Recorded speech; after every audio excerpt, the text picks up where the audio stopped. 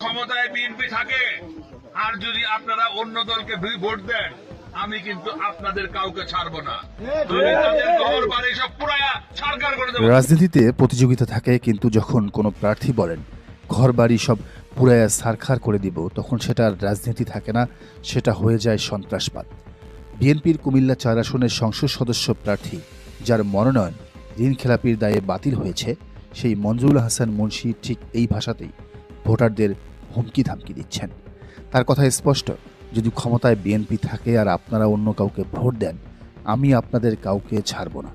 একজন ঋণ খেলাপি, যার নিজেরই নির্বাচনে দাঁড়ানোর যোগ্যতা নেই, তিনি কোন সাহসে সাধারণ মানুষকে পুড়িয়ে মারার হুমকি দেন?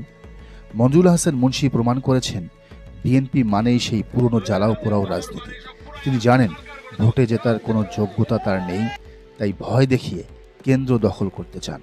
কিন্তু জনগণ প্রশ্ন করছে, যিনি এখনও এমপি হননি, যারা এখনও এমপি হয়নি, তারা যদি ঘর বাড়ি জ্বালানোর হুমকি দেয়, তবে এমপি হলে তারা কি করবে?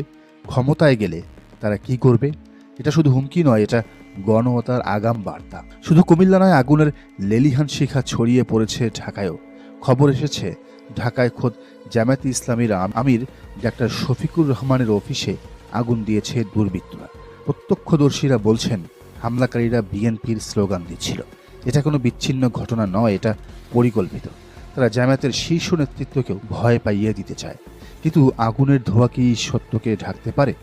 বরগুনায় বিএনপির ক্যাডাররা জামায়াতের শান্তিপূর্ণ মিছিলে হামলা চালিয়েছে। সেখানে রামদা, লাঠি এবং হকিস্টিক দিয়ে পিটিয়ে রক্তাক্ত করেছে কর্মীদের। বিএনপি বুঝতে পেরেছে সুষ্ঠু ভোটে জামায়াতকে হারানো সম্ভব নয়, তাই তারা এখন ভায়োলেন্স বা সহিংসতার পথ বেছে নিয়েছে। বরগুনার মাটি আজ রক্তে লাল। রাজনীতিতে ন্যূনতম শিষ্টাচার হলো নারী এবং শিশুদের উপর হাত না তোলা, কিন্তু বিএনপির ক্যাডাররা সেই সীমাও লঙ্ঘন করেছে। সারা দেশে জামায়াতের নারী কর্মীদের উপর হামলা চলছে। প্রচারণায় বের হলেই তাদের উপর ইট পাটকেল মারা হচ্ছে, অকথ্য ভাষায় গালিগালাজ করা হচ্ছে।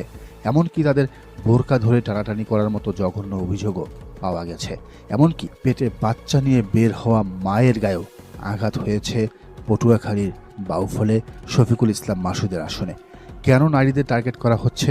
এই মিছিলগুলো দেখুন। বিএনপি জানে এবারের নির্বাচনে নারী ভোট ব্যাংক জামায়াতের দিকে ঝুঁকছে, তাই তারা নারীদের ঘরে বন্দী রাখতে চায়।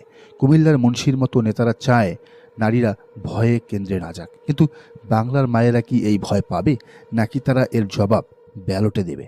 সবচেয়ে ভয়াবহ খবরটি হলো অস্ত্রের ঝনঝনানি। আইনশৃঙ্খলা বাহিনী গত কয়েকদিনে হাজার হাজার বিএনপি নেতাকর্মীকে গ্রেফতার করেছে।